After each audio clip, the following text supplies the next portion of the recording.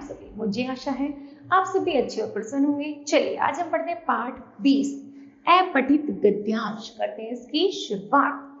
अपठित का अर्थ है जो पढ़ा नहीं गया, अर्थात जो हमारे पाठ्यक्रम के लिए निर्धारित पुस्तकों का अंश नहीं है वह अपठित कहा जाएगा। यह अंश किसी कहानी का भी हो सकता है या किसी कविता का, उपन्यास का या निबंध का भी। ऐसे किसी अंश को उद्धृत करके उसके आधार पर कुछ प्रश्न किए जाते हैं। जैसे आपके सामने बच्चों एक अपठित गद्यांश है, चलिए इसको पढ़ते हैं और इससे संबंधित प्रश्नों के उत्तर भी देते हैं। चलिए,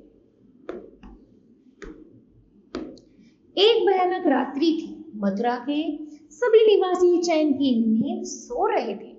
केवल दो राजबंदी जाग रहे थे, देवकी और वसुदेव। देवकी मथुरा के राजा कंस की बहन थी, वसुदेव उनके पति थे, अर्थात कंस के बहनोई।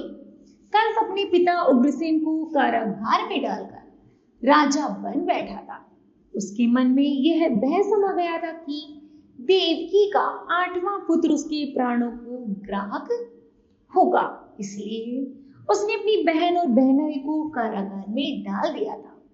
उसने उनके 7 पुत्रों का वध कर दिया। अब 8वें की बारी थी।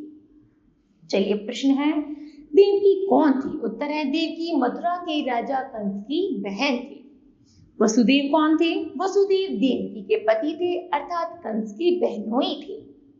कंस को क्या भय था? कंस को भय था कि देवकी का 8वां पुत्र उसे मार डालेगा।